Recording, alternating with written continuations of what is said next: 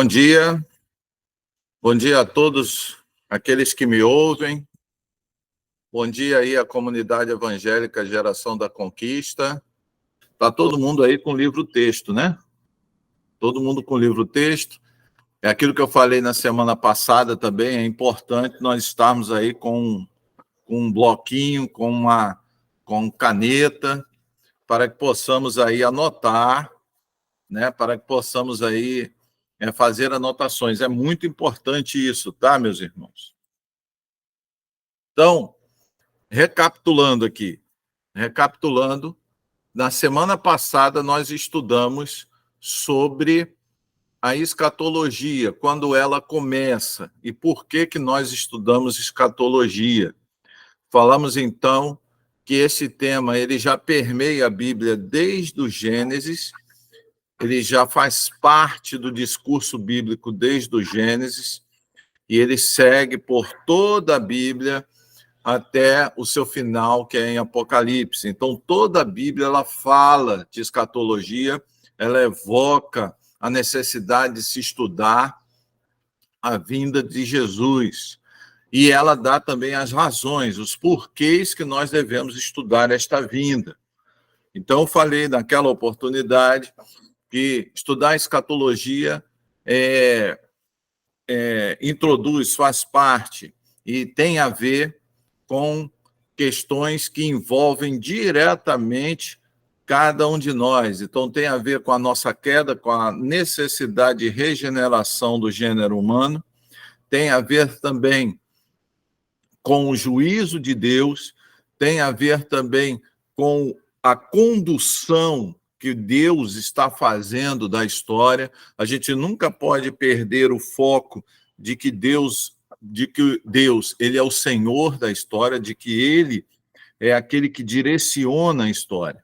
Então é importante a gente entender isso, entender que Deus é aquele que direciona a história, que leva a história, né? E que ele determina, estabelece os seus propósitos e a sua vontade, e ele vai levar os seus propósitos e a sua vontade a cabo, ele vai realizar a sua vontade. Então é importante a gente entender isso.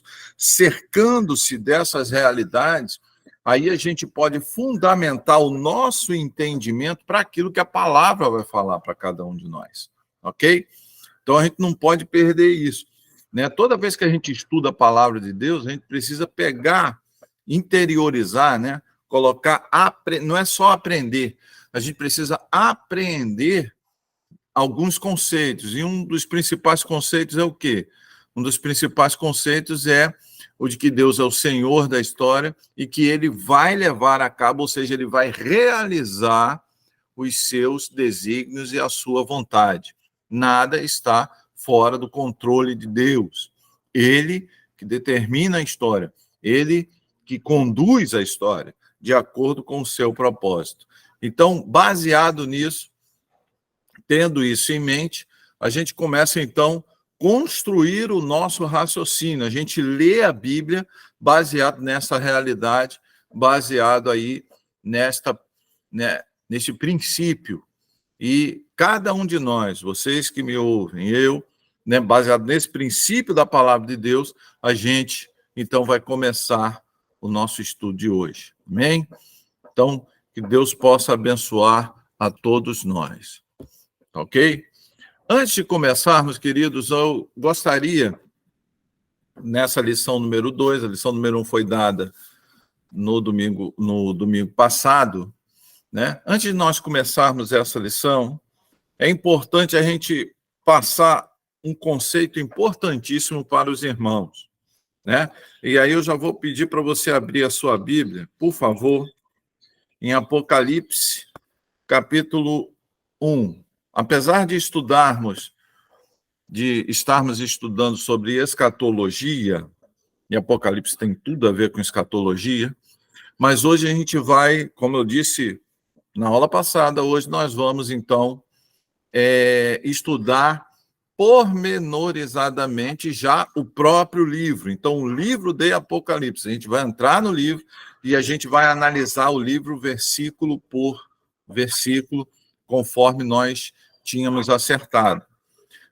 Mas antes de nós fazermos isso, é importante a gente colocar o primeiro princípio. Eu gostaria que você prestasse atenção aí nesta realidade. Então, primeiro princípio: literatura apocalíptica e literatura escatológica. A gente precisa entender essa diferença. Existe uma literatura apocalíptica e uma literatura escatológica. O que é literatura apocalíptica e o que é literatura escatológica? É importante a gente entender isso, senão a gente se confunde nos termos e a gente acaba não tendo uma compreensão correta das coisas.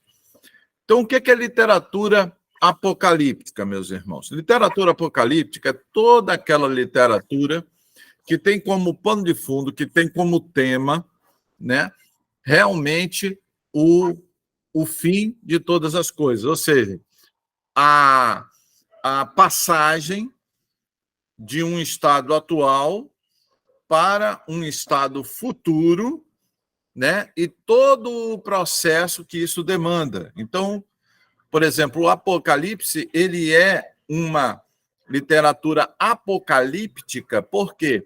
Porque ele faz menção, ele estrutura toda a realidade deste mundo, né?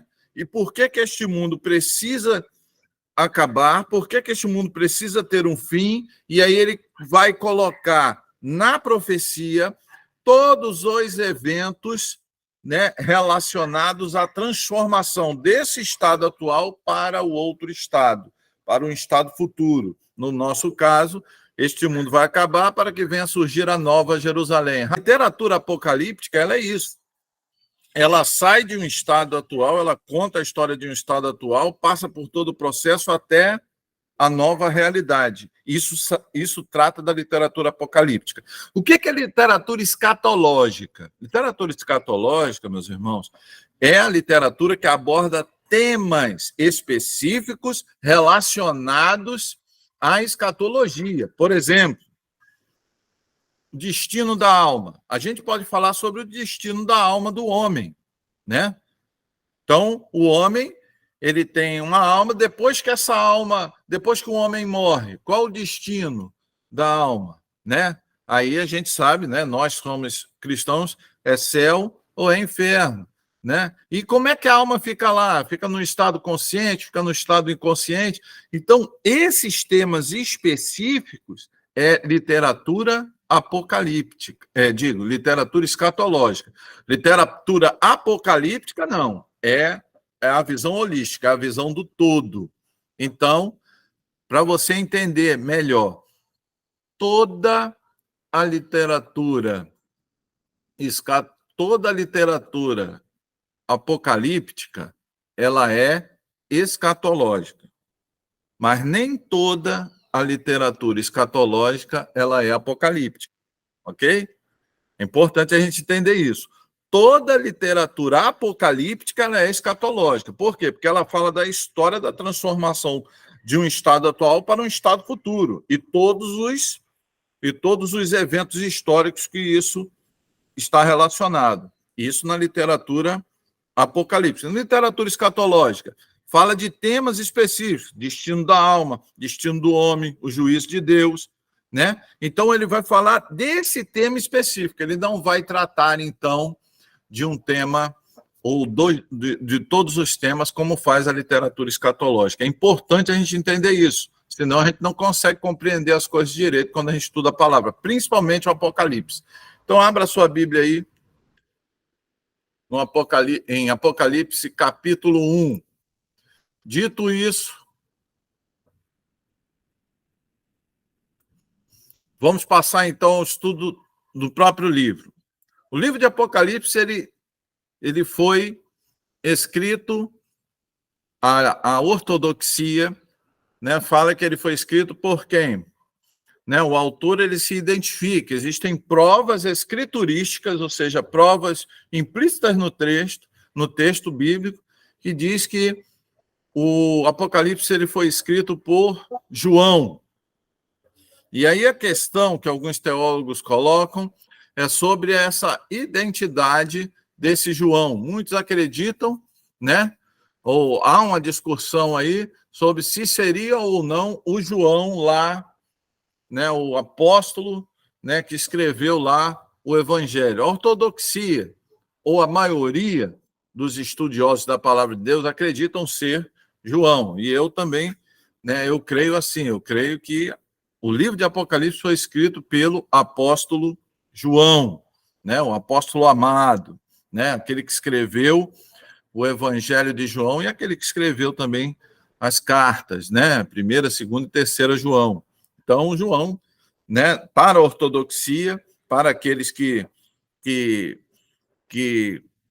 professam a ortodoxia bíblica, João escreveu, então, o Evangelho de João, primeira, segunda, terceira carta de João e Apocalipse. Então, ele teria escrito 5 livros que hoje compõem aí a palavra de Deus, né?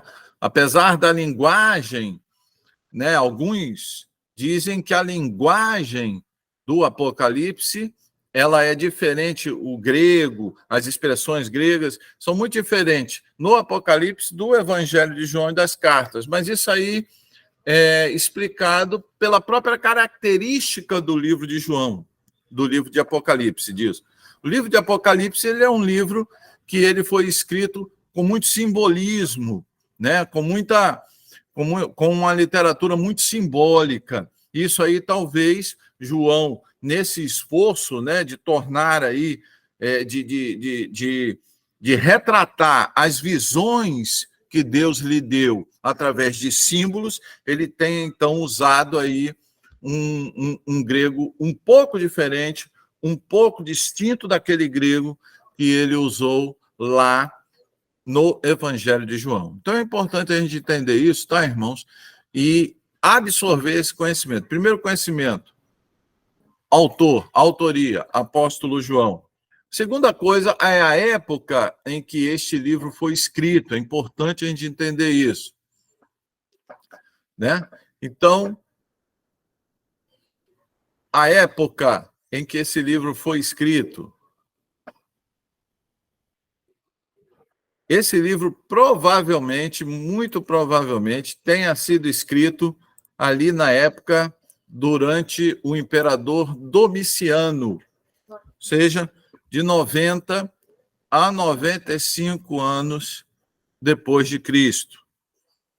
Ok? Então, a ortodoxia coloca ali, a ortodoxia admite até ir um pouco mais além, de 85 a 95 anos depois de Cristo. Essa aí foi a época provável na qual o livro de Apocalipse foi escrito por João. Isso aí nos traz muitas informações. Se nós admitirmos essa época, nós temos que admitir, então, que a queda de Jerusalém já havia ocorrido, vários eventos já haviam ocorrido, né? E se a queda de Jerusalém no ano 70 já havia ocorrido, isso aí enriquece, embasa ainda muito mais as profecias contidas no Apocalipse de João. Então é importante a gente entender isso. Autor, apóstolo João, época de 85 a 95 depois de Cristo, já,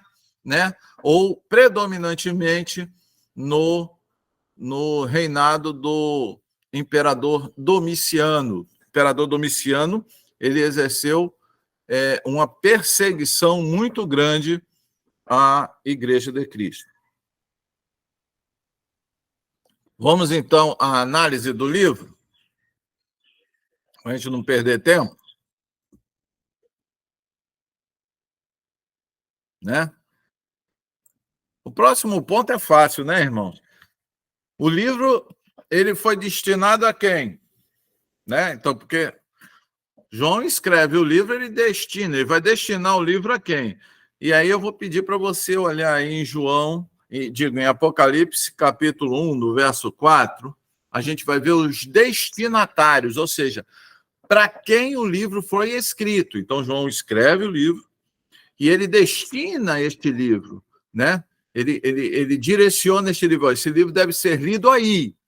Então, está aí, ó, João capítulo 1, verso 4, diz assim: João, às 7 igrejas da província da Ásia. Ok? Então, ele foi destinado às 7 igrejas da província da Ásia. Que igrejas são essas, pastor? Também está lá no verso 10 do capítulo 1 de João, a gente vai ver que João escreve às igrejas da Ásia. E aí, no versículo 11, no versículo 11 do capítulo 1, a gente vai ver, então, a quais igrejas ela foi escrito. E dizia, verso 11 do capítulo 1, está escrito assim, ó, que dizia, escreva num livro o que você vê e envie às 7 igrejas: Éfeso, Esmirna, Pérgamo, Tiatira, Sardes, Filadélfia, Laodiceia. Então, o livro, ele foi escrito, teve como destinatários essas igrejas, né? Importante a gente entender isso. Pastor, onde é que ficam essas igrejas?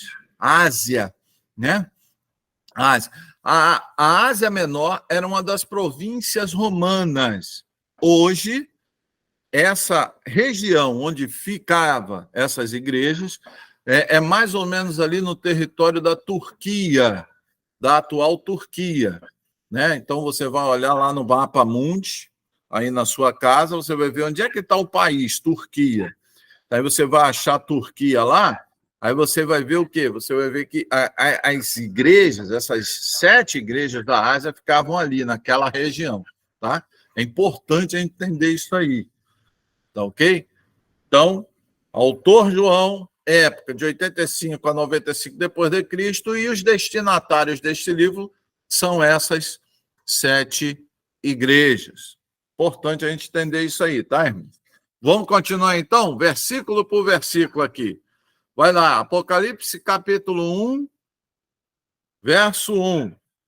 Revelação de Jesus Cristo, que Deus lhe deu para mostrar aos seus servos o que em breve há de acontecer. Ele enviou o seu anjo para torná-la conhecida ao seu servo João. Opa! Então, o que esse livro é? Olha só que coisa tremenda, irmãos. Este livro, então, é uma revelação do próprio Jesus Cristo. Então, Jesus Cristo, ele vai revelar a João uma série de profecias e ele vai localizar, ele vai como que direcionar essas profecias, a realidade dessas profecias, a um determinado tempo ou época. Então, quando você lê a palavra, gente, o crente que estuda a palavra, ele precisa ler a palavra de Deus de forma sábia. Ele precisa ler a palavra de Deus de forma atenta, né? Porque só nesse versículo, ó, primeiro, a revelação vem de Jesus Cristo, que Deus lhe deu para mostrar aos seus servos, ou seja, é uma revelação que nasce no coração de Deus. Jesus Cristo revela esta revelação, ou seja, ele dá essa revelação, ele torna conhecida essa revelação, né? De quê? De acontecimentos que em breve vão acontecer. Então, a gente não pode esquecer isso. O Apocalipse, queridos, ele fala de coisas que em breve irão acontecer. Então, ele coloca as verdades escritas no Apocalipse para um tempo futuro. Muitas delas estão relacionadas a um tempo futuro. Ah, mas pastor, o João, o autor, ele vai usar muitas figuras daquela época. Lógico que ele vai usar figuras daquela época. Ele está naquela época, né? Mas você não pode perder isso de mente, que o Apocalipse, ele aponta para realidades futuras. Ele desafia a mente de seus leitores a ir para a realidade futura, para realidades futuras. Isso a gente vê no primeiro versículo de Apocalipse. Ok, queridos? Então, Revelação de Jesus Cristo que Deus lhe deu para mostrar aos seus servos, né? Aos crentes, aos cristãos, o que em breve há de acontecer. E aí o versículo ele termina assim: ele enviou o seu anjo para torná-la conhecida ao seu servo João. Então, essas revelações foram mediadas através de quê? Através de um trabalho de um anjo, ou seja, um anjo, então, mediou essas revelações ali para João. Só que são revelações de Jesus Cristo, é importante. Então, a origem,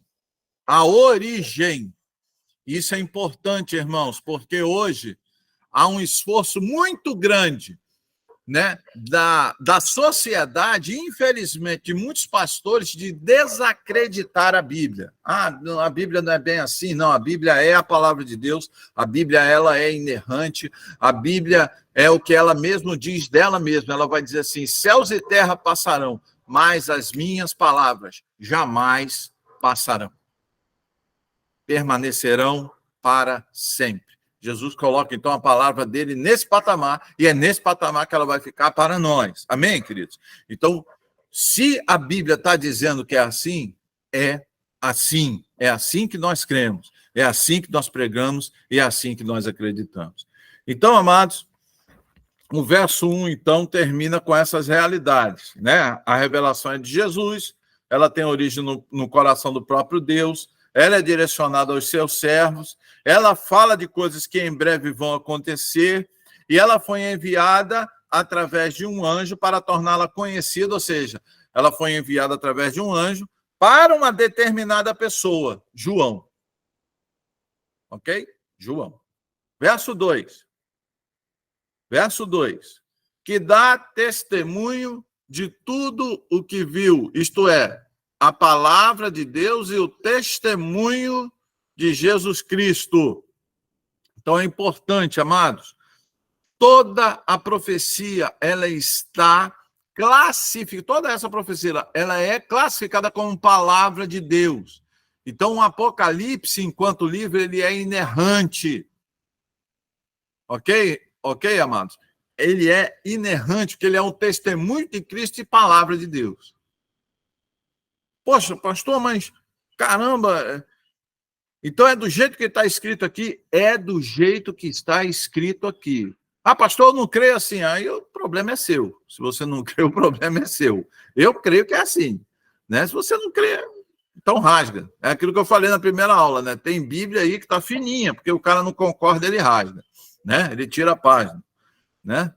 Então, é importante a gente entender isso, meus irmãos. É palavra de Deus, é testemunho de Jesus Cristo. E aí ele termina essa introdução no verso 3, dizendo assim, ó: feliz aquele que lê as palavras desta profecia, e felizes aqueles que ouvem e guardam o que nela está escrito, porque o tempo está próximo. Olha a linguagem tanto apocalíptica quanto escatológica aí. Então ele diz o quê? Bem-aventurados. Em algumas versões está bem-aventurados.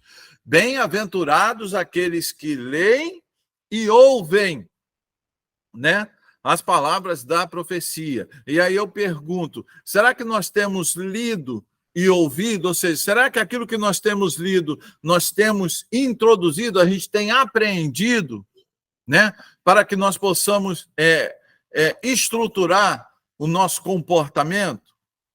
É importante a gente entender isso, meus amados. A Bíblia ela não pode ser somente lida, ela precisa ser compreendida e apreendida. O que é que Davi fala lá no seu salmo? Senhor, escondi a tua palavra no meu coração. Mas para quê? Com que propósito? Para não pecar contra ti. Então, a palavra escondida no coração, ela vai gerar na vida daquele que esconde, na vida daquele que apreende as verdades da palavra de Deus, ela vai gerar um comportamento que vai agradar a Deus. E eles vão ser o quê? Bem-aventurados, felizes. Por isso que João, ao escrever aqui, inspirado pelo Espírito Santo, ele vai dizer assim, olha, felizes, ou feliz, é aquele que lê as palavras desta profecia. E felizes aqueles que ouvem e guardam o que nela está escrito. Olha só.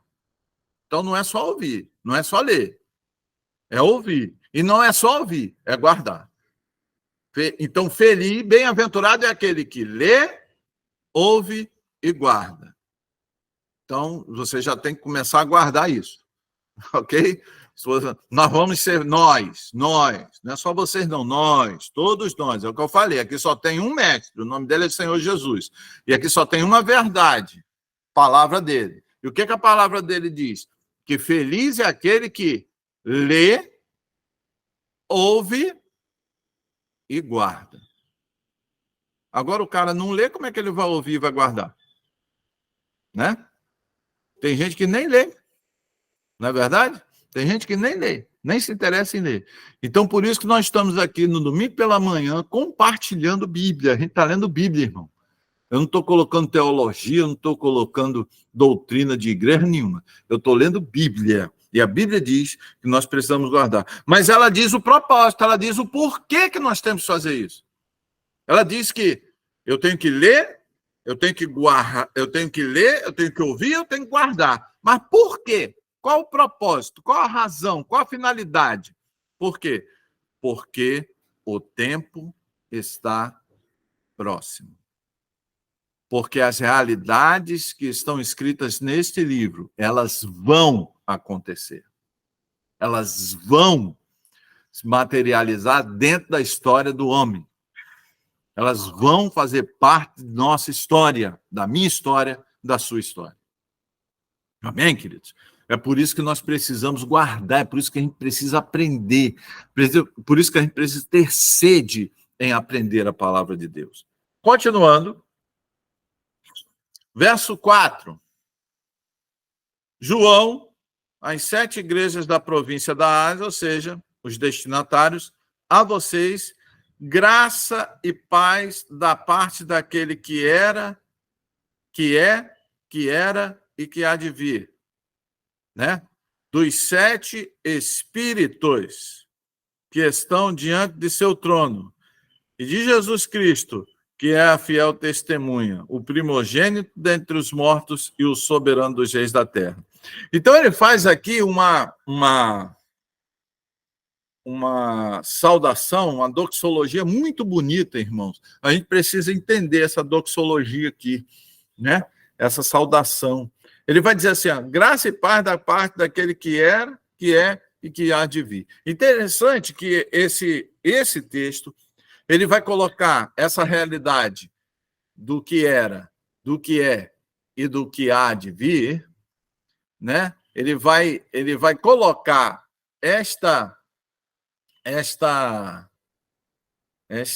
saudação, ou esta caracterização em relação a Deus, ao próprio Deus. Por que eu digo isso? Né? Porque depois ele vai dizer assim, ó, 2, 7 espíritos. Aí é a primeira coisa. Primeira coisa. Que negócio é esse de 7 espíritos? E agora? O que significa? Olha o primeiro simbolismo aí, né? 7 espíritos, ou do grego, sétuplo pneuma, ou o espírito sétuplo, né? Ou o espírito que em si ele é 7. É isso que a gente precisa entender. E eu gostaria que você abrisse comigo a Bíblia aí, por favor.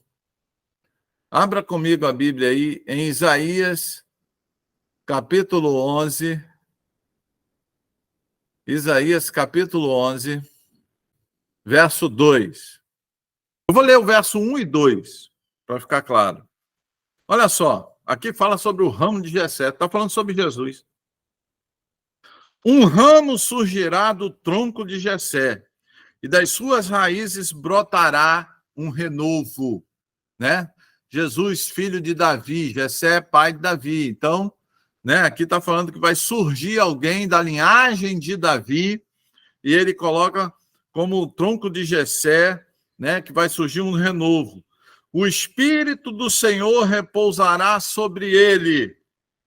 O Espírito da sabedoria, do entendimento, o Espírito que traz conselho e poder, o Espírito que dá conhecimento e temor do Senhor.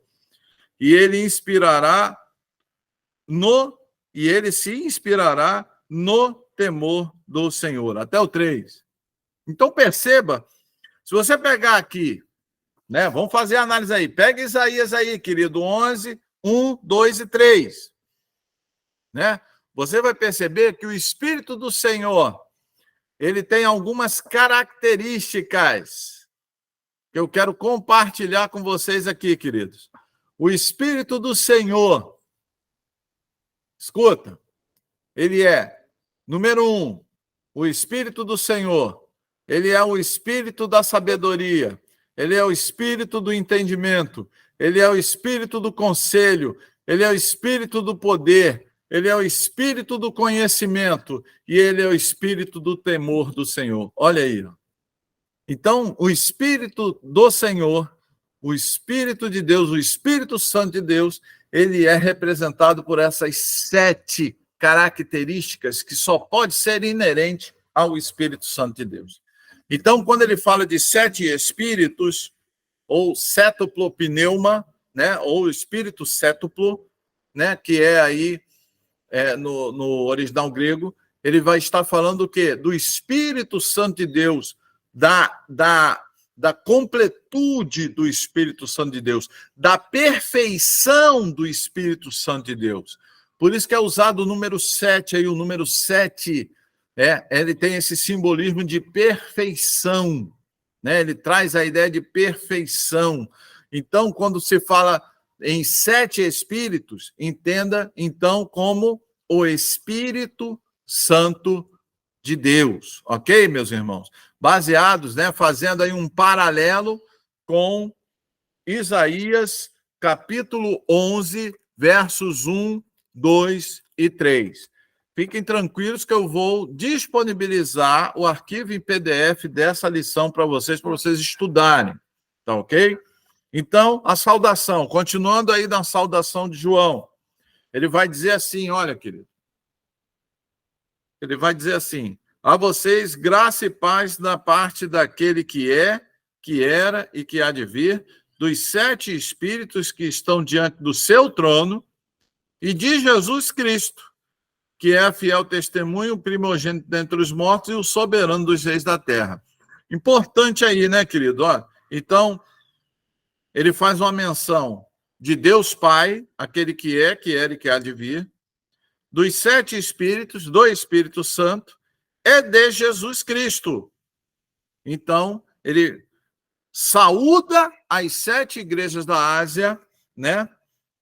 A graça e a paz seja da parte da Trindade, da parte de Deus Pai, da parte de Deus Filho, da parte do Deus Espírito Santo a todos vocês. Ok? Todo mundo entendeu isso aí?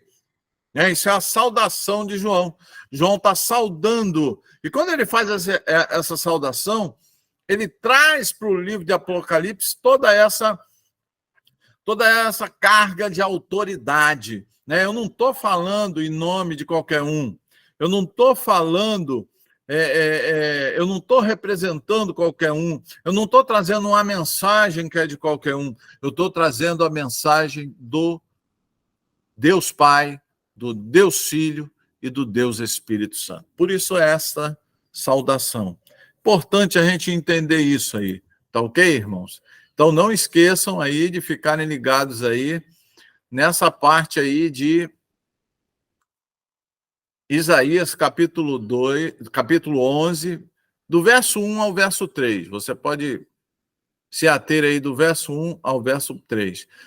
O verso 5 e o verso 6, ele vai falar de Jesus Cristo, né? Então, a gente não pode esquecer, meus amados, que esta saudação ela faz alusão à Trindade, né? E para reforçar essa doutrina, eu gostaria que você também lesse aí 1 João, capítulo 5, verso 7. 1 João, olha aí, João de novo, ó. 1 João, capítulo 5, verso 7. Vamos lá, vamos abrir. Há três que dão testemunho: o Espírito, a água e o sangue, e os três são unânimes. Em outras versões, está escrito assim, eu vou ler aqui. Porque são três os que testificam no céu: o Pai, a Palavra e o Espírito Santo. E estes três são um. Vou repetir. Porque três são os que testificam no céu. Eu estou lendo 1 João, capítulo 5, verso 7. O Pai, a Palavra e o Espírito Santo. E estes três são um. Então, meus amados, acabou a conversa, né? Aí tá nos dando uma confirmação escriturística, ou seja, uma confirmação explícita no texto bíblico da doutrina da Trindade. Tá ok? E é em relação à Trindade que vem a saudação de João. No verso 5, é interessante que ele vai dizer assim, ó, e de Jesus Cristo, que é a fiel testemunho, o primogênito dentre os mortos e o soberano dos reis da terra. Ele quem? Jesus, nos libertou dos pecados por meio do seu sangue. Amém? E nos constituiu reino e sacerdotes para servir ao seu Pai. A ele sejam glória e poder para todo sempre. Amém. Então, amado, João, ele faz aqui, então, um apanhado, ele vai, ele inclui na saudação algo que é importantíssimo, que é muito caro para aqueles que seguem a Jesus. O fato, ele coloca aqui, ele traz a lume o entendimento da obra salvífica de Cristo, da obra que Cristo fez para nos salvar. Ele vai falar que o sacrifício de Jesus Cristo veio e nos salvou. Então, ele vai trazer isso à lembrança. Então, aquele que lê, ele começa a ler o livro de João, e ele começa a ter um entendimento, meus amados, né, de qual o objetivo do livro, de quem, de fato, né, é aquele que é a origem de todas essas profecias. E ele, então, traz aí a realidade de Jesus como Salvador. Ele destaca esta realidade. Uma realidade apresentada com primor nos livros antes do livro de Apocalipse. Você vai abrir aí a Bíblia em Efésios capítulo 2. Eu vou ler a partir do verso 1. Olha só o que Paulo, aqui é Paulo, né? Paulo vai estar dizendo: vocês estavam mortos em suas transgressões e pecados, nos quais costumavam viver quando seguiam a presente ordem deste mundo e o príncipe do poder do ar, o espírito que agora está atuando nos que vivem na desobediência. Anteriormente, todos nós também vivíamos entre eles, satisfazendo as vontades da nossa carne, seguindo os seus desejos e pensamentos. Como os outros, éramos, por natureza, merecedores da ira. Todavia, Deus, que é rico em misericórdia, pelo grande amor que nos amou, deu-nos vida em Cristo, quando ainda estávamos mortos em transgressões. Pela graça, vocês são salvos. Deus nos ressuscitou com Cristo e com ele nos fez assentar nos lugares celestiais em Cristo, para mostrar nas eras que hão de vir a incomparável riqueza da sua graça, demonstrada, graça essa, demonstrada em sua bondade para conosco em Cristo Jesus. Pois vocês são salvos pela graça, por meio da fé. Isso não vem de vocês, é dom de Deus. Não vem por obras, para que ninguém se glorie, porque somos criação de Deus, realizada em Cristo Jesus, para fazermos boas obras, as quais Deus preparou antes para nós as praticarmos. Amém, queridos? Então, perceba que João, lá em Apocalipse, quando ele fala que Jesus Cristo nos libertou dos nossos pecados, é como se ele estivesse falando ali para as 7 igrejas da Ásia, né? Ali para as 7 igrejas para as quais foi endereçado o livro de Apocalipse. Olha, escutem, eu estou trazendo à memória de vocês tudo aquilo que Jesus Cristo fez por nós. Então, ele traz aí a graça, ele traz aí o fato de que nós saímos de um estado espiritual e Jesus, através da graça de Jesus Cristo, manifestada pelo amor de Deus. Então, essa graça ela é a manifestação do amor de Deus por nós. É o que está escrito aí em Efésios capítulo 2, do verso 1 ao verso 10. Deus, ele nos amou, nos enviou o seu Filho, ele morre por nós, ou seja, a pena que era para nós, porque como nós pecamos, o pecado gera a morte. Então, essa pena estava sobre nós. Aí Jesus vem, só que Jesus não tinha pecado, e aí o que Jesus faz? Não pode deixar essa pena comigo. Eu vou cumprir esta pena para vocês. Por isso, amados, que o sacrifício de Cristo é chamado de um sacrifício vicário. O que é sacrifício vicário? Né? Que é uma palavra muito utilizada, né, na teologia. O que é vicário? É um sacrifício substitutivo, ou seja, eu é que tinha que estar na cruz, mas aí Jesus falou, não, eu vou substituir você, eu vou em seu lugar. E aí, como ele não tinha pecado, o sacrifício que Jesus fez, está escrito aqui, o sacrifício que Jesus fez, ele pagou todos os pecados de todos nós.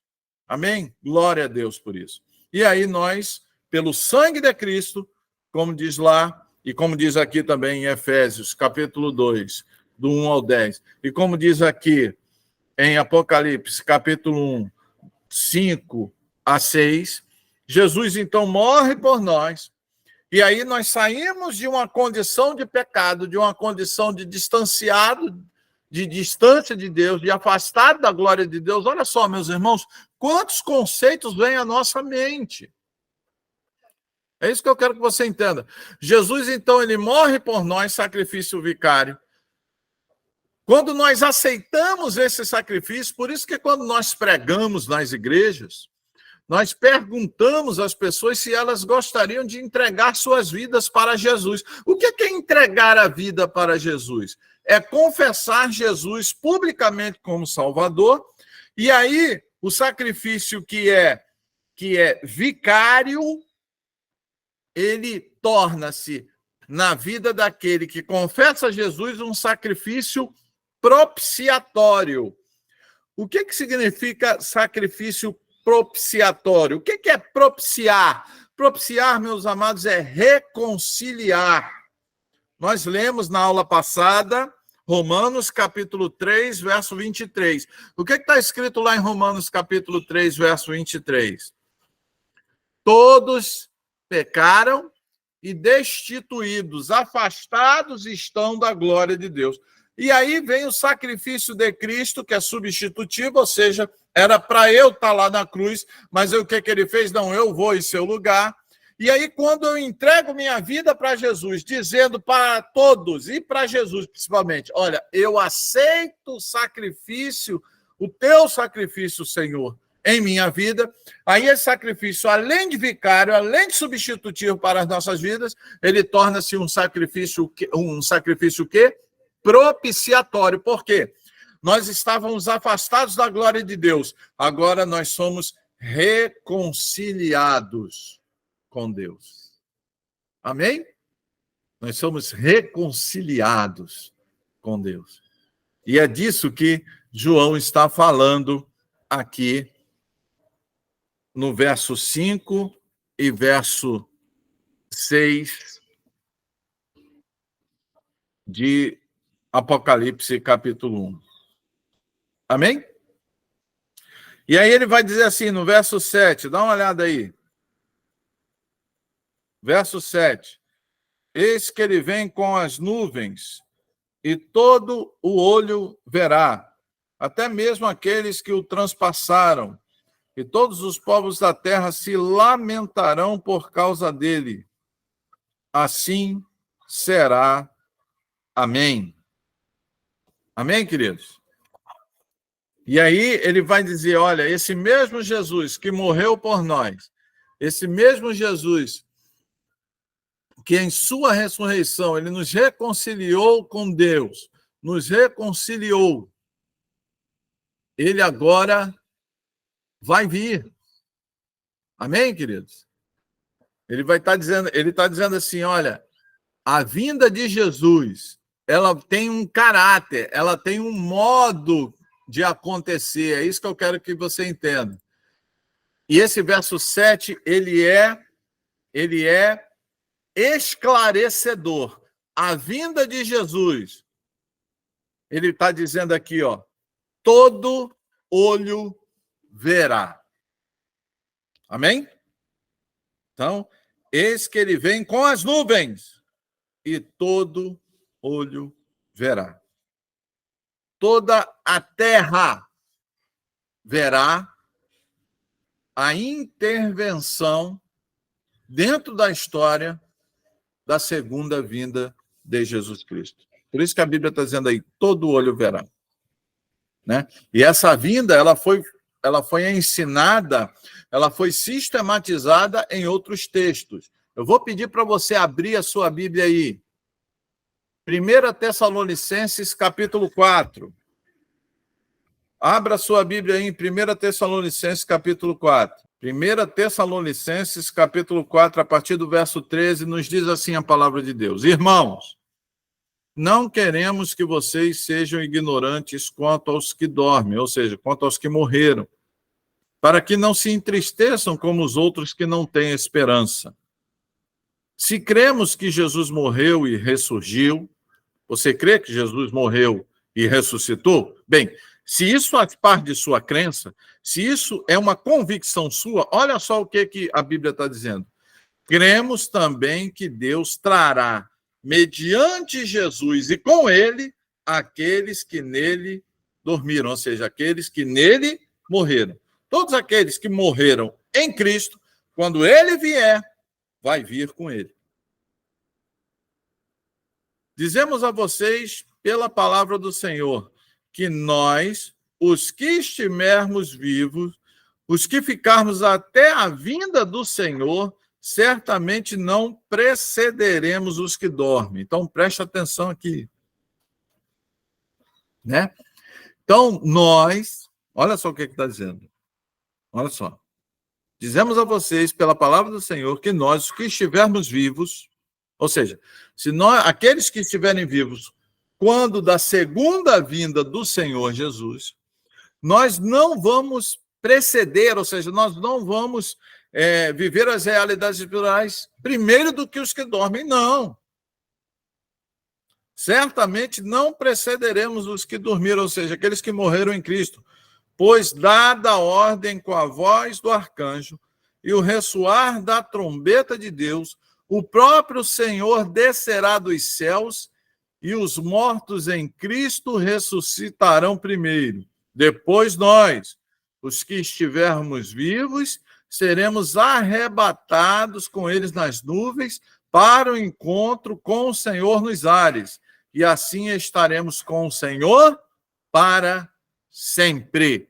Amém. Consolem-se uns aos outros com essas palavras. Amém, querido? Então, do que ele está falando aqui? Ele está falando da vinda do Senhor. Né? Quando o Senhor vier, né, ele vai trazer, né, consigo aqueles que morreram em Cristo e nós, que estivermos vivos, seremos transformados. E Apocalipse vai dizer, todo olho verá. Ok? Todo olho verá. Vamos continuar lendo aí? Sobre esta mesma vinda de Cristo. Vai lá para 2 Tessalonicenses.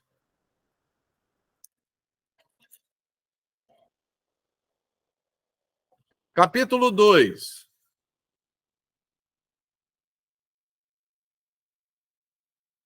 2 Tessalonicenses, capítulo 2. A partir do verso 1.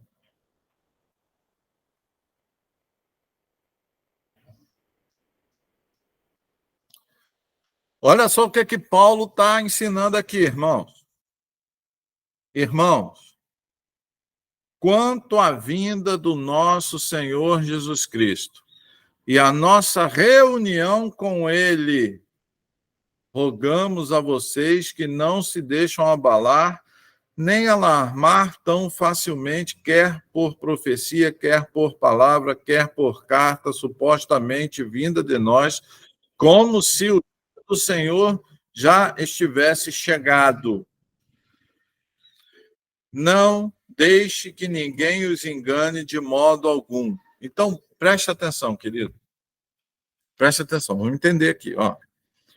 Irmãos, quanto à vinda do nosso Senhor Jesus Cristo e a nossa reunião com Ele nos céus. Paulo se inclui nesta reunião, a nossa.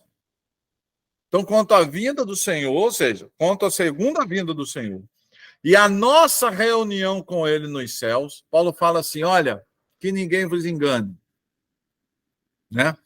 Que ninguém venha dizer para vocês que essa reunião aconteceu, que essa vinda já aconteceu e que alguns não viram, porque está em desacordo com aquilo que diz a Bíblia, porque lá em Apocalipse está dizendo assim, todo olho verá. Então, quando Jesus Cristo vier, todo olho verá. E ele está dizendo aqui, olha, quanto à segunda vinda e a nossa reunião com ele, que ninguém vos engane, asseverando ou defendendo a ideia de que a vinda de Jesus Cristo já aconteceu, ou que ela vai acontecer de uma forma invisível, que ela vai acontecer de uma forma onde as pessoas não vão entender. Meus amados, a Bíblia nunca afirmou isso em lugar nenhum.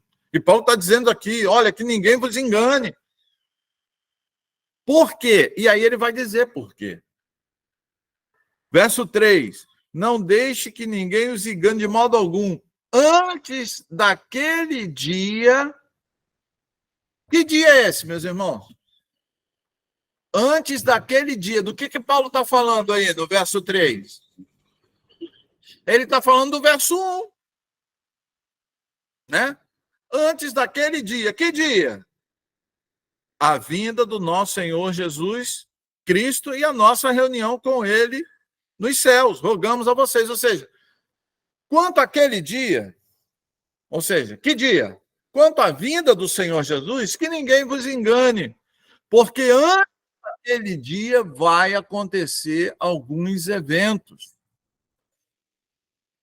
E nós vamos perceber esses eventos, né?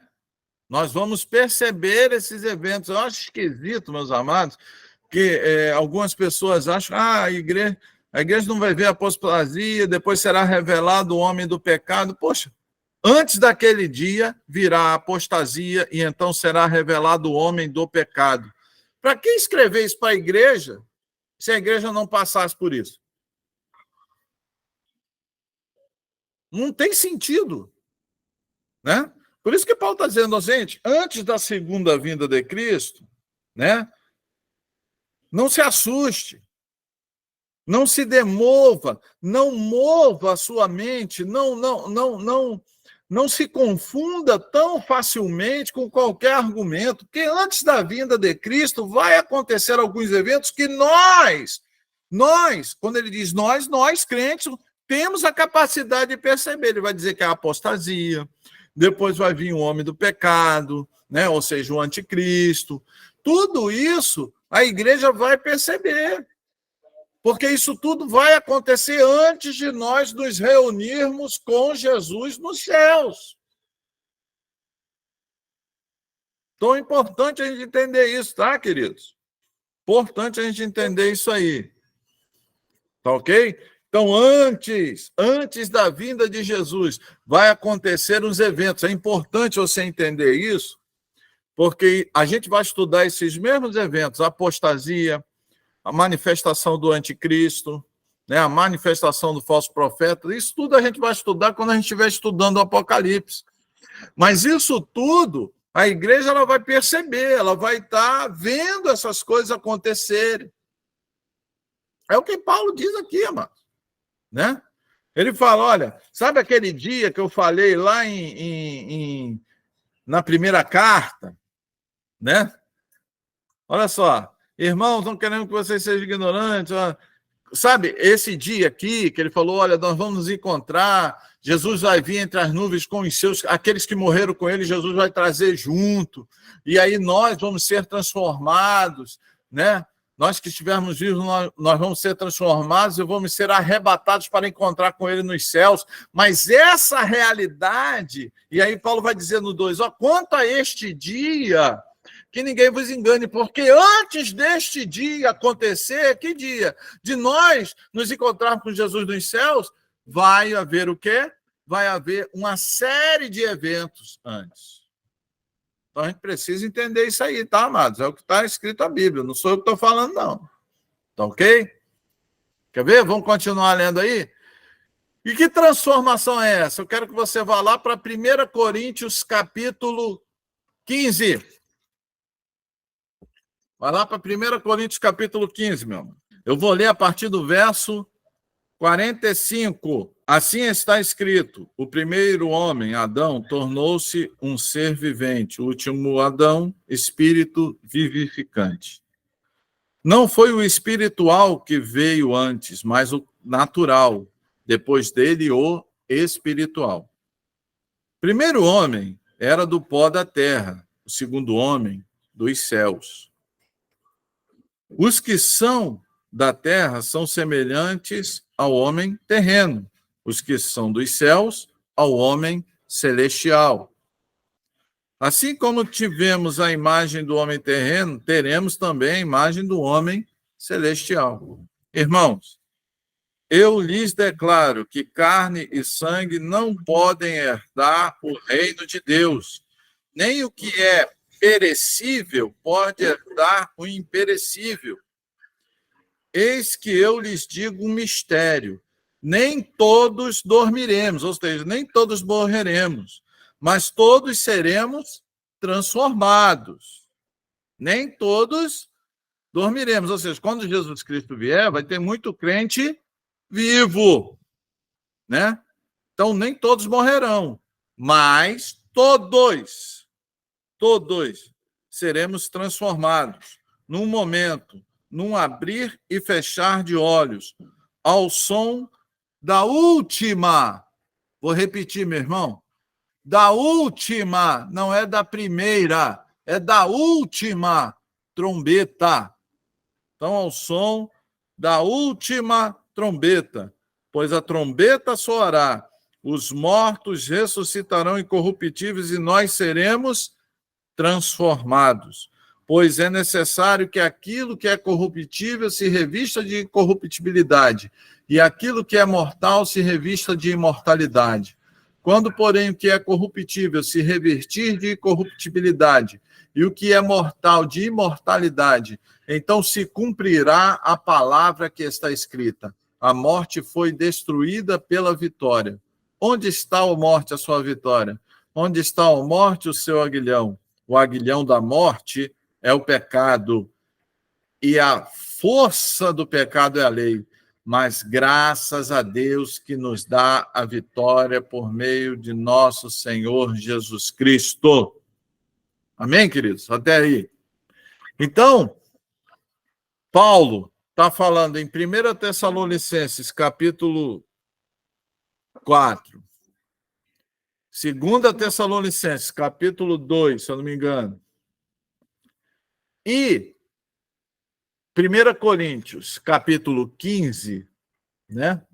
Exatamente disso, da segunda vinda de Cristo. E algumas características é importante.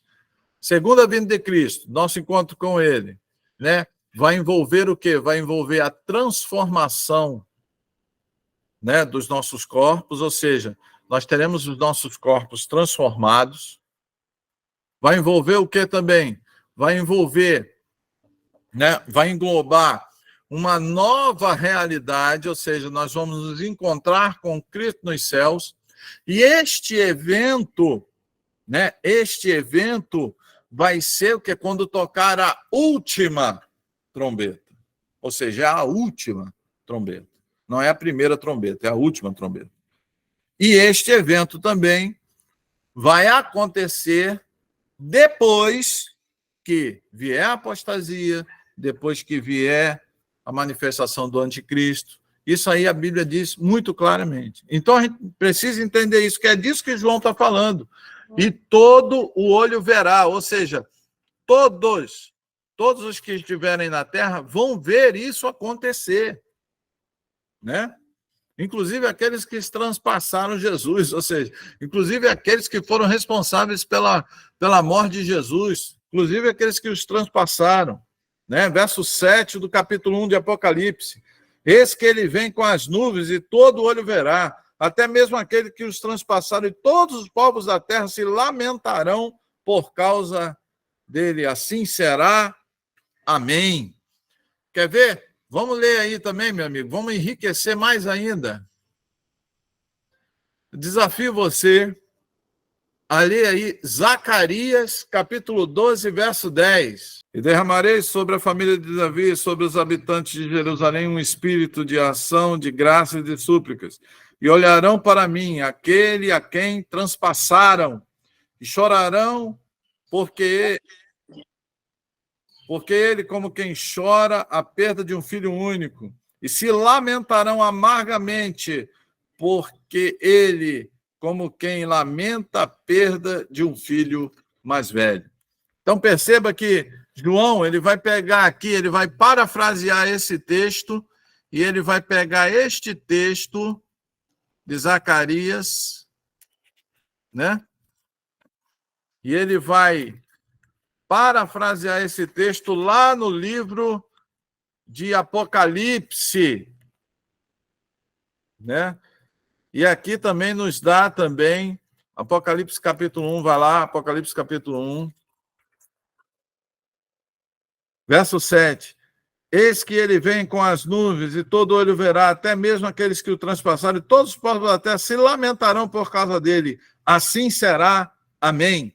Então ele coloca, lógico, aqui em Zacarias capítulo 10, é uma profecia messiânica, mas o apóstolo João, ele vai pegar esse texto e ele vai projetar esse texto lá para a segunda vinda de Cristo, lá para uma realidade escatológica. Isso aqui nos traz também, meus amados, um ensino muito importante. Que a segunda vinda de Cristo vai ser um dia, para muitos, de lamentação. Todos os povos da terra lamentarão por causa dele, né? Só que agora, Zacarias estava falando ali de Jesus Cristo na sua primeira vinda, na morte na cruz. E aí ele pega ali aquela lamentação, aquele tempo de angústia, e João coloca aqui e já projeta esta mesma condição. As pessoas vão sentir a mesma coisa em seus corações na segunda vinda de Cristo. Algumas pessoas, lógico. Nós não. Nós seremos transformados, nos encontraremos com eles nos céus, estaremos na Nova Jerusalém, onde não há choro, não há pranto, né? Onde a glória de Deus está para todos sempre. Amém. Mas ele fala que será um dia de felicidade para aqueles que estão com Cristo, mas será também um dia de lamentação. Então é importante a gente entender isso aí, tá, meus irmãos? E aí ele termina assim, olha, verso 8. Ele vai terminar essa saudação. Estamos só na saudação, viu? Ele vai terminar a saudação dizendo assim: eu sou o Alfa e o Ômega, diz o Senhor Deus, o que é, o que era e o que há de vir, o Todo-Poderoso. Questão de o Alfa e o Ômega, que essa expressão, eu sou o Alfa e o Ômega, eu sou aquele que era, que é e que há de vir, isso aí tanto é aplicado a Deus Pai como a Deus Filho. E isso introduz a ideia de quê? De eternidade. Ok, meus amados? Deus é eterno, ele é o alfa e o ômega, ele está acima da construção da história, ele está acima da construção do tempo. Amém? Importante a gente entender isso aí? Vamos continuar?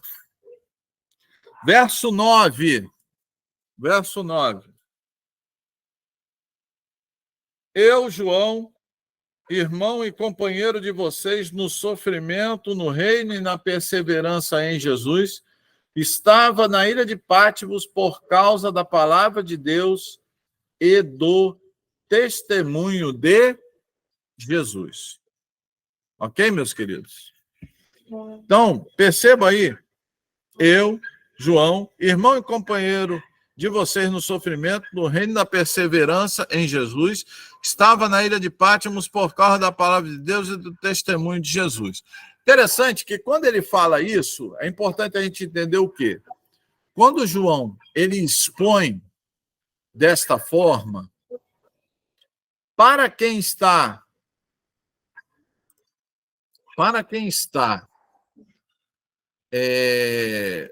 lendo essa carta, é muito nítido o quê, queridos? É muito nítido o fato de que João ele estava numa ilha prisional. Quando ele fala só, eu estou na ilha de Patmos. Quem está lendo o livro de Apocalipse, com esse relato de João, já vai relacionar rapidamente. Poxa, João está preso. João está preso, João está exilado, o Império Romano exercendo a sua autoridade, exercendo ali o seu poder terreno. Ele pegou João e exilou para a ilha de Patmos, que era uma ilha prisional, era uma ilha onde presos políticos, onde pessoas que foram condenadas pelo Império Romano eram mandadas para lá, para aquele lugar. Então é importante a gente entender isso, tá, irmãos? Então, em primeiro lugar, João, ele recebe, então, aqui ele vai estar falando, então, que ele recebe todas essas revelações numa ilha prisional, numa prisão, ele está preso. Ok? Ele está preso. E por estar preso, ele, então, ele coloca ali, ele já fala que ele também ele é uma vítima, ele é alguém que também está sendo perseguido por causa do Evangelho de Cristo e do testemunho de Cristo. Então, cria-se na relação entre João e seus leitores uma empatia, porque a igreja, na época de Domiciano, também estava sendo perseguida. O Império Romano estava perseguindo a igreja de Cristo, né? E como João, autor do livro de Apocalipse, ele se coloca como alguém que está preso por causa do Evangelho, então já estabelece entre autor da carta e leitores da carta uma relação de empatia, uma relação de quê? De cumplicidade, pois ele está sendo perseguido, assim como nós também estamos sendo perseguidos. Ok? Que isso fique claro aí, para a gente poder entender, né, alguns aspectos importantes aí. Ok, irmãos? Vamos lá? Verso 10. Ele vai dizer o quê? Ele vai dizer, olha, eu estou preso na ilha de Patmos e eu estou recebendo essas revelações de Deus. Amém? Eu estou recebendo essas revelações de Deus. Verso 9. Eu, João, irmão e companheiro de vocês no sofrimento, no reino da perseverança, em Jesus Cristo, estava na ilha de Patmos por causa do testemunho da palavra de Jesus. No dia do Senhor, achei-me no Espírito e ouvi atrás de mim uma voz como de trombeta. Vamos analisar isso aqui. Achei-me no Espírito, uma expressão que está aí no verso 10. Essa expressão, meus amados, é muito parecida com a expressão de Ezequiel, capítulo 3, verso 12. Eu gostaria que você abrisse a sua Bíblia aí em Ezequiel, capítulo 3, verso 12. Nos diz assim a palavra de Deus: E levantou-me o Espírito e ouvi por trás de mim uma voz como de grande estrondo, que dizia: Bendito seja a glória do Senhor desde o seu lugar. Ezequiel, capítulo 3, verso 12. Por que eu li isso, meus amados? Porque tudo indica, então, né?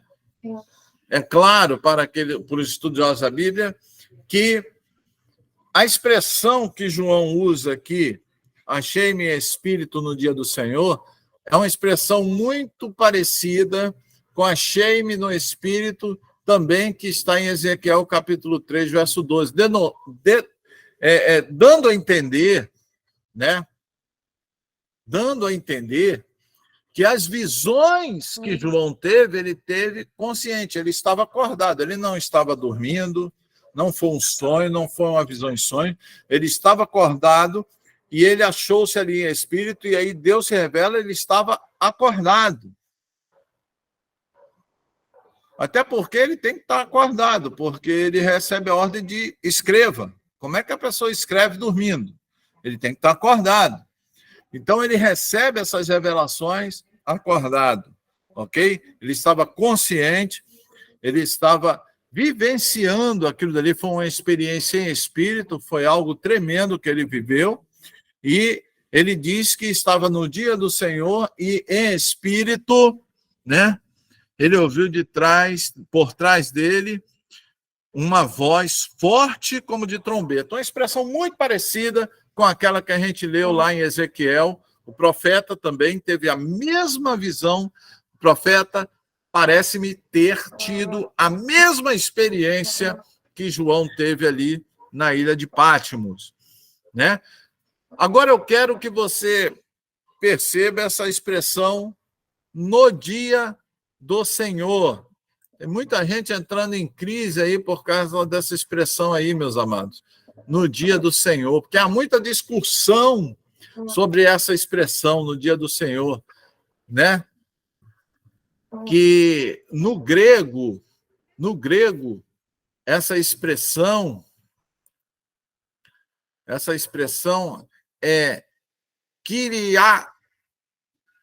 kuriakos.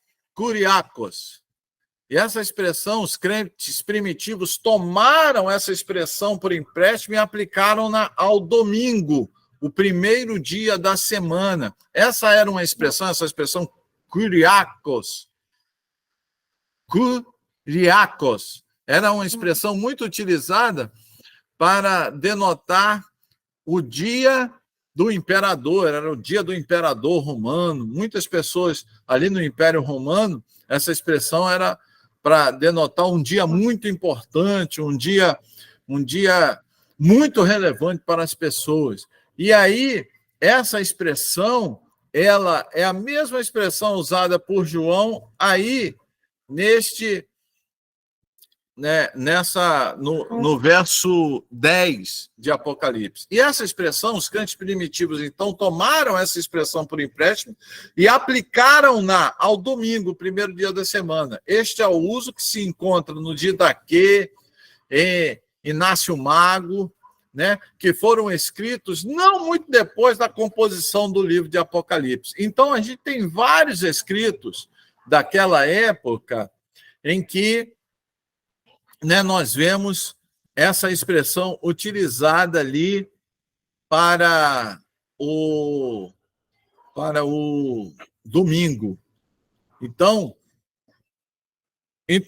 dá-se a ideia de que João estava na ilha de Patmos e no domingo recebeu essas revelações.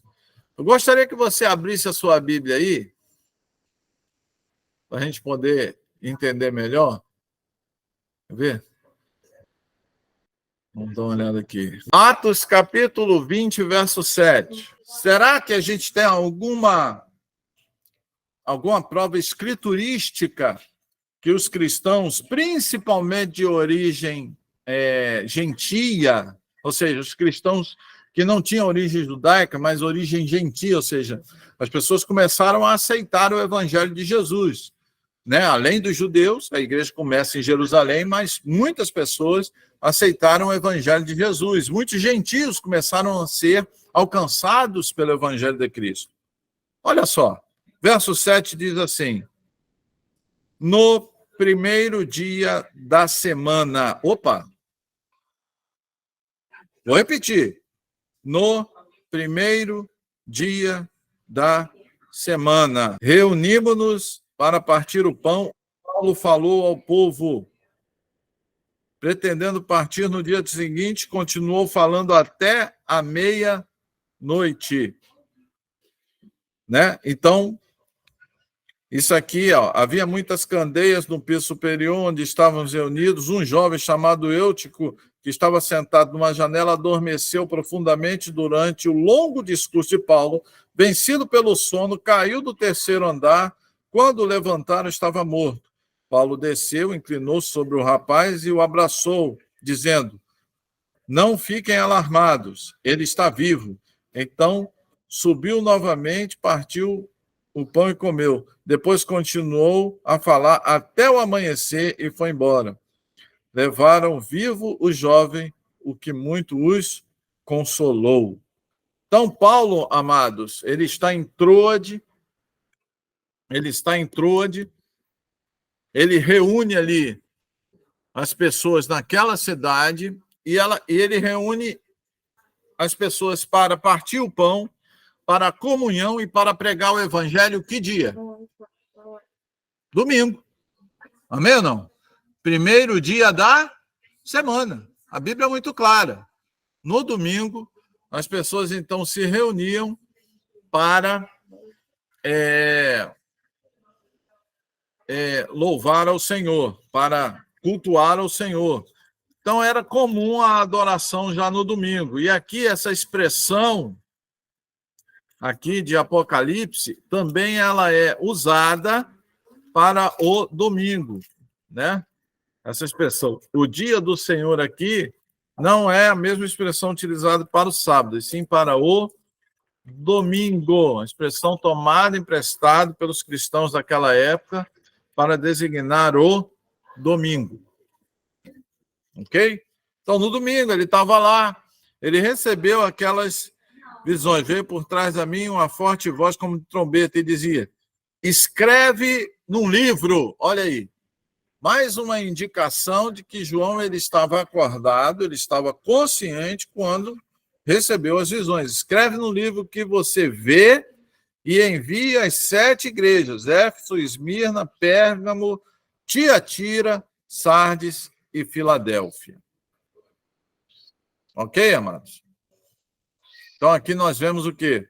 Nós estamos vendo a manifestação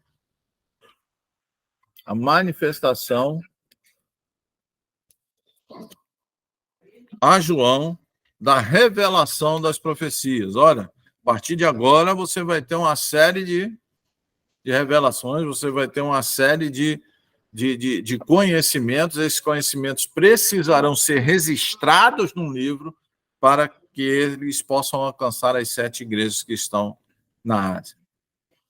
No verso 12, João, então, vai falar sobre a sua atitude.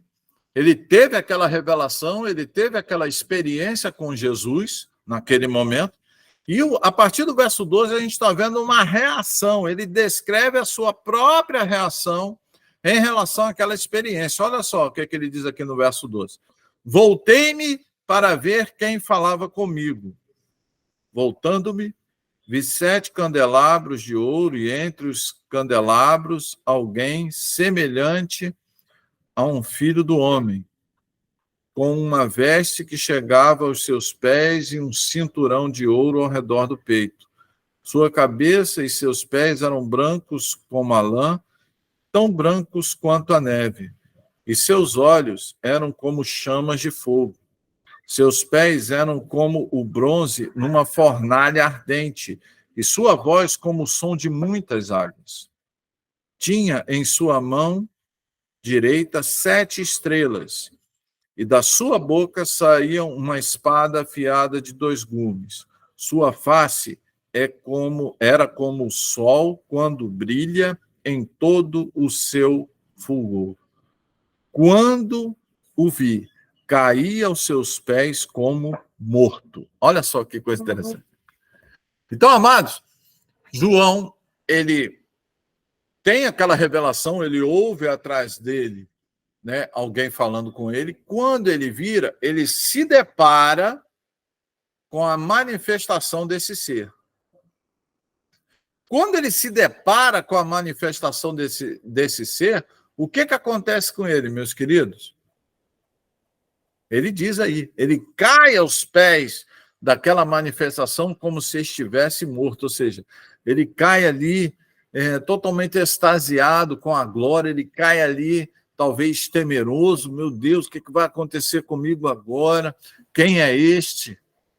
E talvez alguém esteja dizendo aí, mas espera aí, pastor, se ele é o apóstolo João, ele andou com Jesus. Concordo com você, ele andou com Jesus. Mas na época que ele andou com Jesus, Jesus estava no estado de humilhação. Jesus era um judeu,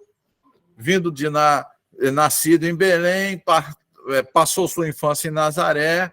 Ele era uma pessoa comum. A visão que o apóstolo João tinha de Jesus era daquela pessoa simples, de Nazaré. Só que agora ele está olhando para um Jesus completamente diferente. Ele vê Jesus em todo o seu esplendor. Tenta imaginar, meus queridos, olha só. Vai lá, se coloca no lugar de João. Voltei para trás e vi 7 candelabros de ouro. Entre os candelabros, alguém semelhante ao Filho do Homem, com uma veste que chegava aos seus pés e um cinturão de ouro ao redor do peito. Sua cabeça e seus pés eram brancos como a lã, tão brancos quanto a neve. Seus olhos como chama de fogo. Seus pés como o bronze numa fornalha ardente. Sua voz como o som de muitas águas. Tinha na sua mão direita 7 estrelas, e da sua boca saiu uma espada afiada de 2 gumes. Sua face, ou seja, ele olhou para Jesus, ele viu a face, né? A sua face, o seu rosto, era como o sol quando brilha em todo o seu fulgor. Você já tentou olhar para o sol? Aqui no Rio de Janeiro agora, que eu estou gravando essa aula no Rio de Janeiro, está fazendo sol. Tenta olhar ali para o sol, vê se você consegue. João olhou, viu o rosto de Jesus no sol brilhante, ele não reconheceu, caiu como morto. Por quê? Porque a visão que João tinha de Jesus era de Jesus ainda em estado de humilhação. Agora ele está vendo Jesus em estado de glorificação, em toda a sua glória. E ele cai, então, como morto. Tá ok, amados? Então é importante a gente entender isso aí. Ele tem ali, né, aquela visão, e ele cai, ele se coloca ali aos pés de Jesus, então, totalmente rendido aos pés de Jesus. E ele vai dizer assim, no verso 17, quando o vi, caí aos seus pés como morto. Então ele colocou a sua mão direita sobre mim e disse, não tenha medo. Eu sou o primeiro e o último. Ou seja, veja que aquele ser, né, aquela manifestação gloriosa começa a se identificar para João. E ele diz assim, não tenha medo. Então, já a intenção ali de Jesus já era o quê? Já era acalmar o coração de João. João, meu amado discípulo, meu amado servo, não tenha medo. Eu sou o primeiro e o último. Olha só, eu sou o primeiro e o último. Nós lemos nos versículos anteriores que essa expressão primeiro e último, aquele que era, que é e que há de vir, ela é aplicada a Deus. Aqui, Jesus está reclamando para si um texto que, em versículos anteriores, nesse mesmo capítulo, foi aplicado a quem? A Deus. Isso denota o quê? Denota Deus Pai, Deus Filho e Deus Espírito Santo são o mesmo Deus manifestado em 3 pessoas. Então, Jesus reclama para si, né, atributos que só podem pertencer a Deus. Por quê, meu amado? Porque Jesus é Deus. Jesus é o nosso Deus, é o nosso Salvador. Ele é o Deus Todo-Poderoso. Ele é o El Shaddai. Ele se identifica aqui, ó, eu sou o primeiro e o último. Essa expressão primeiro e último só pode ser aplicada a Deus, porque Deus é eterno. E se Jesus reclama esta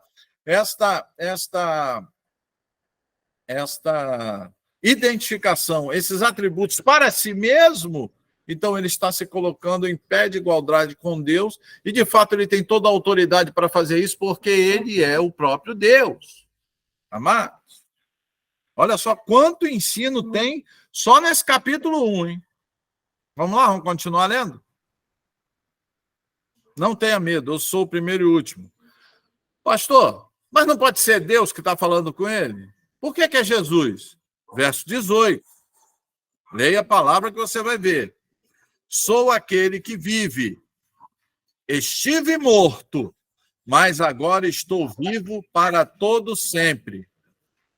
E tenho as chaves da morte e do Hades, ou do inferno.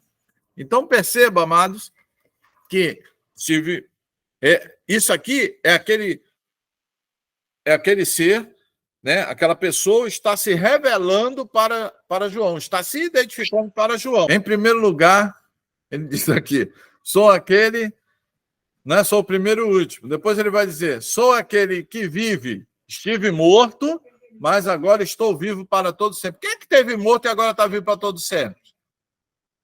Quem é que fez esta obra? Jesus. Então, quem está se revelando para João é o próprio Jesus, reclamando para si, reclamando, amados, para si, o quê? Reclamando os atributos do próprio Deus para si. Por quê? Porque Jesus é o próprio Deus. E ele diz aqui uma expressão também muito interessante que eu quero compartilhar com os irmãos. Olha. Estive morto, mas agora estou vivo para todo sempre. Fala sobre sua ressurreição. Né, eu estou correndo porque o tempo urge, o tempo está curto, né, e nós temos que encerrar essa lição. Tem muito mais coisa para falar, mas temos que encerrar essa lição. Vou ver se eu termino pelo menos o capítulo 1. Estive morto, mas agora estou vivo para todo sempre. E tenho as chaves da morte e do Hades, né, que também pode ser traduzido por inferno. Então, amados, o que isso quer dizer? Quem tem a chave tem um controle para abrir e para fechar. Essa expressão ter a chave é ter o controle. Então, Jesus tomou para si o controle da morte, Jesus tomou para si o controle do inferno. Ou seja, quem vai para o inferno, quem é que controla isso? Quem é que controla a ida das pessoas para o inferno? Quem é que controla quem vai e quem não vai? É o próprio Cristo.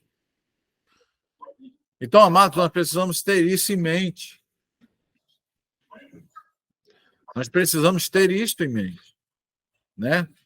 Que as chaves da morte e do inferno, ou seja, o controle de todas as coisas está na mão de Jesus. A gente vai ver isso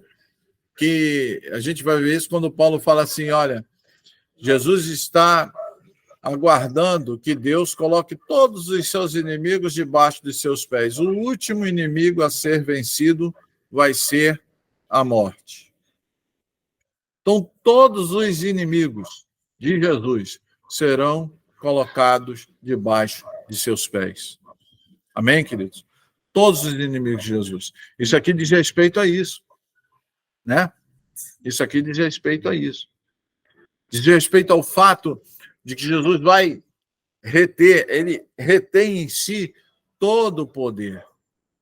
Por isso que lá, na grande comissão, lá no final do livro de Mateus, Jesus vai dizer assim, foi-me dado toda a autoridade nos céus e na terra.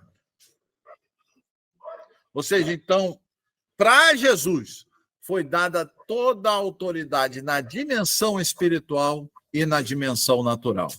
A autoridade pertence a Cristo. Amém? Então, depois que ele se identifica, ele vai dizer assim para João: escreva, verso 19 do capítulo 1 de Apocalipse. Ele vai dizer assim: escreva, pois as coisas que você viu, tanto as presentes como as que acontecerão. Vou repetir. Tanto as presentes como as coisas que acontecerão. Então, meus amados, mais uma vez, Jesus está mostrando que o Apocalipse fala de coisas que estão acontecendo no presente, que vão projetar realidades que irão acontecer no futuro. Então, essa profecia que está sendo dada a João, ela refere-se a coisas que estão acontecendo, mas que também projetam coisas que vão acontecer no futuro. É importante a gente entender isso. Por isso que o Apocalipse é uma literatura apocalíptica por causa disso, porque ela fala da realidade presente, fala de todo o processo de transformação, né, desta realidade presente para uma realidade futura e eterna, que é a Nova Jerusalém, os novos céus, a nova terra, que a gente vai ver lá nos capítulos finais de Apocalipse. Então é importante você entender isso. É importante você entender que Apocalipse fala disso. Fala de coisas que vão acontecer no futuro, sim. Né? Tem muita gente aí pegando o Apocalipse e interpretando, né, usando ferramentas, né, de interpretação, colocando a interpretação do Apocalipse somente em coisas acontecidas e nas coisas do presente, e não consideram os eventos futuros. E aí tudo aquilo que é evento futuro tem muita gente até boa, irmãos. Muitos pastores até sérios, mas em virtude de estarem presos em suas caixas doutrinárias, eles não conseguem perceber, né? Eles não conseguem se livrar dessas caixinhas doutrinárias, não lê o Apocalipse sem fazer juízo de valor, e aí o que acontece? Eles não conseguem enxergar que muitos acontecimentos vão ocorrer no futuro. E que muitos acontecimentos são literais. A manifestação do anticristo é uma manifestação literal. A manifestação do falso profeta é uma manifestação literal. A marca da besta é uma marca literal. A gente vai ver isso tudo, inclusive, no texto original grego. A gente vai ver que o juízo de Deus, através das taças, através das trombetas, são eventos literais, irmãos. São eventos literais que encaminha, que direciona a humanidade para uma realidade futura que está sendo construída conforme os planos de Deus. É o que ele está falando aqui nesse versículo. E ele diz assim para João: escreva, pois as coisas que você viu, tanto as presentes como as que acontecerão. E aí ele termina o verso 20, já revelando para João algumas coisas. Lembra que eu defendo, o pessoal da comunidade evangélica Geração da Conquista conhece muito bem isso, eu defendo o método de interpretação da Bíblia que é o seguinte: a Bíblia interpreta a própria Bíblia. Né? Tudo aquilo que você precisa saber da Bíblia está nela. Né? Por quê? Porque João viu aquela manifestação, viu Jesus andando no meio de 7 candelabros de ouro, e na mão de Jesus tinha 7 estrelas. João olhou e falou: meu Deus, o que é candelabro de ouro? O que são essas estrelas? Mas ele diz, ó, verso 20, Jesus está falando: este é o mistério das 7 estrelas que você viu na minha mão direita e dos 7 candelabros. Ou seja, Jesus vai falar: olha, eu vou dizer para você o que são as 7 estrelas e o que são os 7 candelabros de ouro. E ele vai dizer assim, ó: as 7 estrelas são os anjos das 7 igrejas. E os 7 candelabros são as 7 igrejas. Pronto. Ah, pastor, então aquelas 7 estrelas que estavam na mão de Jesus, quando ele se revela para João, são os 7 anjos da igreja. Né? Anjo aqui significa mensageiro. Alguns interpretam como um ser angelical, né, que guarda, que protege a igreja. Outra linha de interpretação enxerga como sendo os pastores da igreja, porque anjo significa mensageiro, são os mensageiros das igrejas, são os líderes da igreja, são os pastores da igreja, né? Se a carta é escrita para as igrejas, mas ela é escrita da seguinte forma, vamos dar uma ida, vamos dar um pulinho, né? É objeto da próxima aula, mas vamos dar um pulinho no capítulo 2, no verso 1. Olha como é que se expressa o versículo 1 do capítulo 2 de Apocalipse. Ao anjo da igreja em Éfeso escreva. Ou seja, então, João, você vai escrever e você vai endereçar essa escrita, esse escrito, ao anjo da igreja em Éfeso. Ou seja,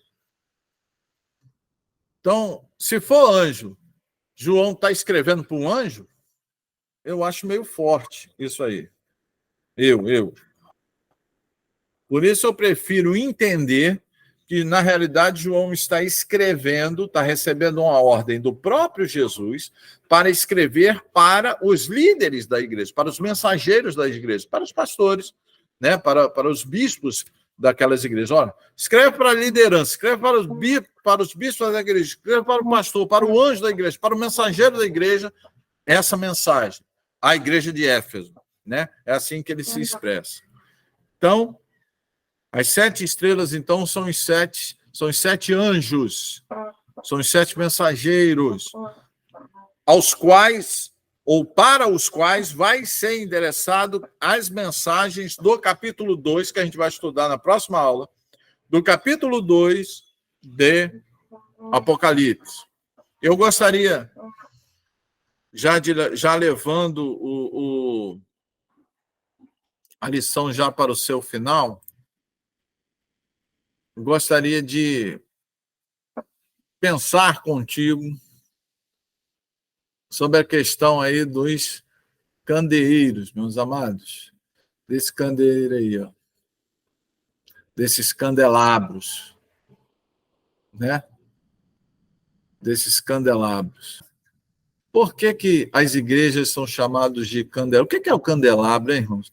Candelabro eram 7, né? Eram 7 candelabros onde se colocava um óleo e se acendia o fogo. Para o quê? Para iluminar. Então, perceba que no candelabro nós temos a figura da luz e do óleo, né? Por isso que eu gostaria de relacionar o fato da igreja ser aí tipificada, ser simbolizada pelo candelabro, cada candelabro ali do castiçal, 7 candelabros, né?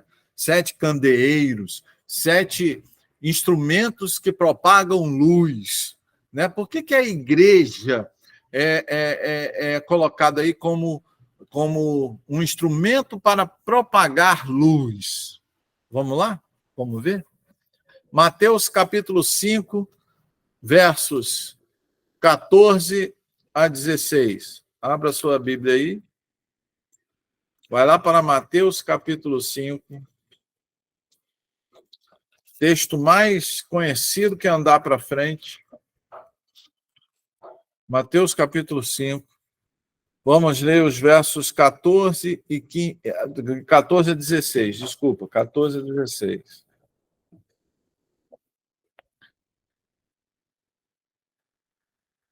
Jesus vai dizer assim, ó: vocês são a luz do mundo. Vocês, meus servos, vocês, meus seguidores, vocês são a luz do mundo. não se pode esconder uma cidade construída sobre um monte.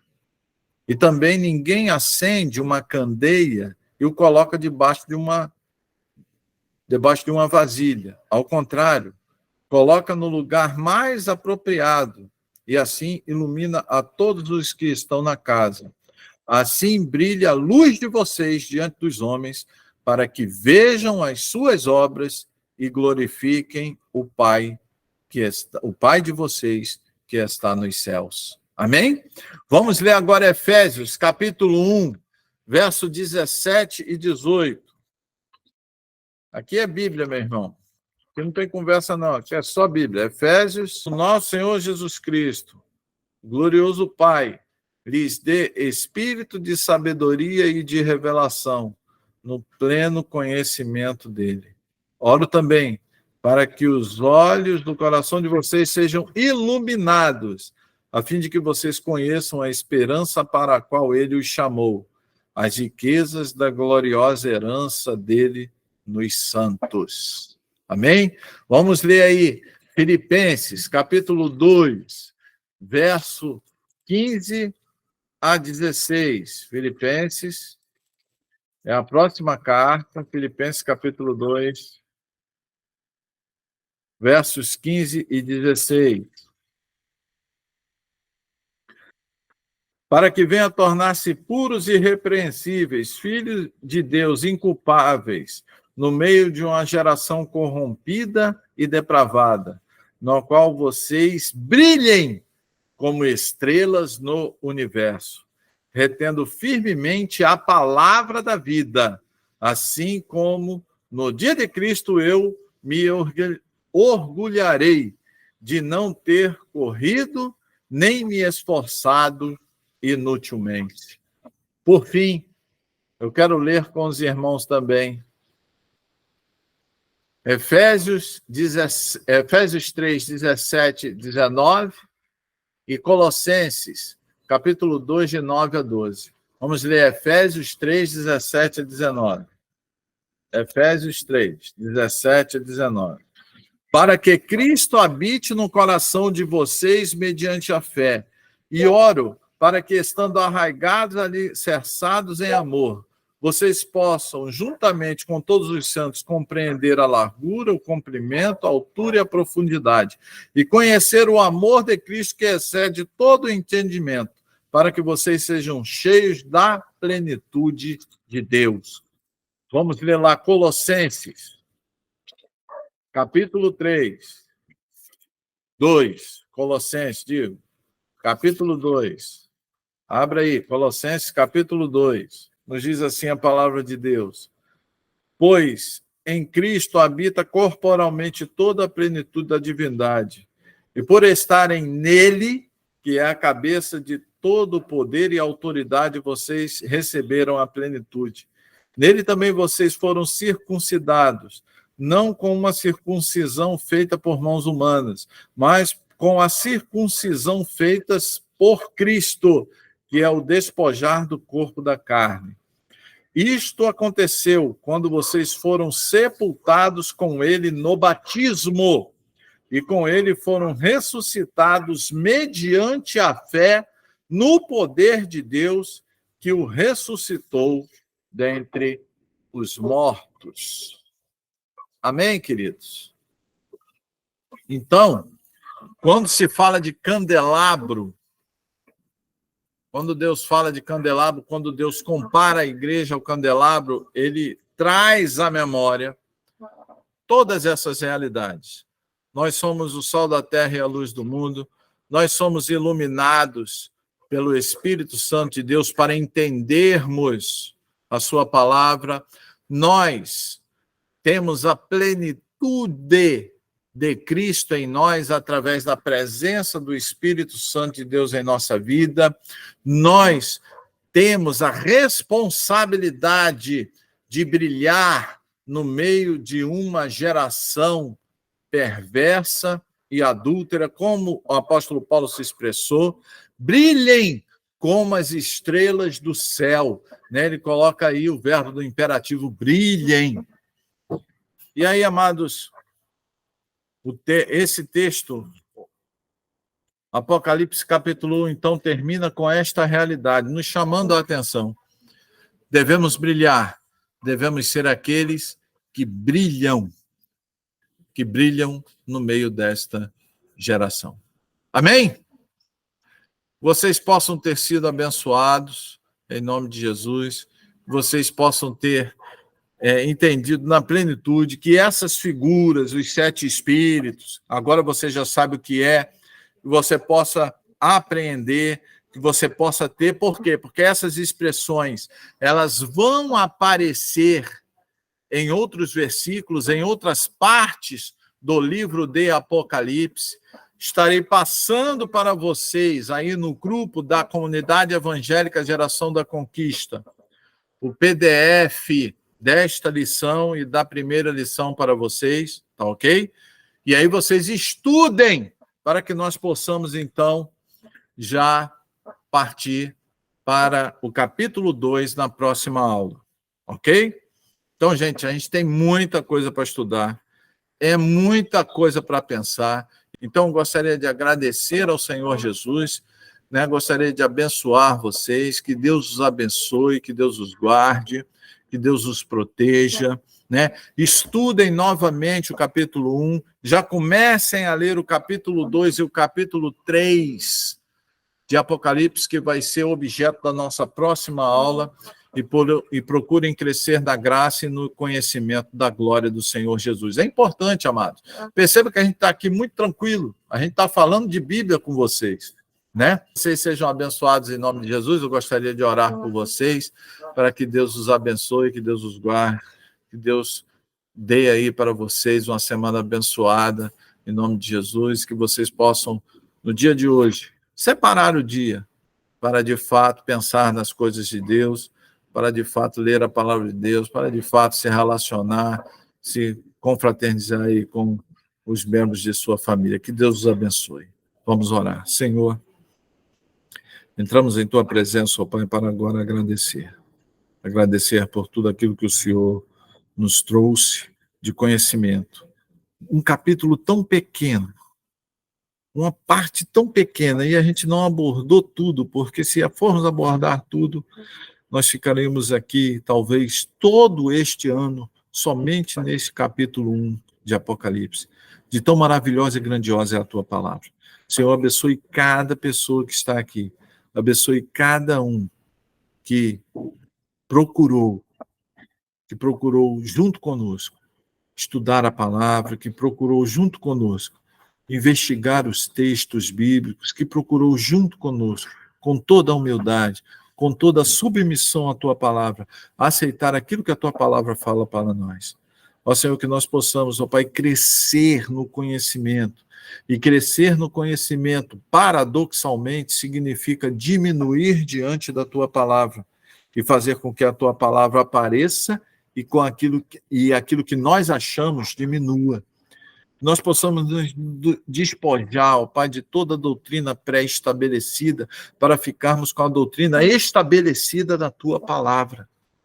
Que possamos, ó Pai, verdadeiramente buscar, ó Pai, a Tua face. Nós queremos agradecer por cada pessoa que usou os seus instrumentos tecnológicos para, junto conosco, estudarmos a Tua palavra. Senhor, que Tu abençoe essas pessoas.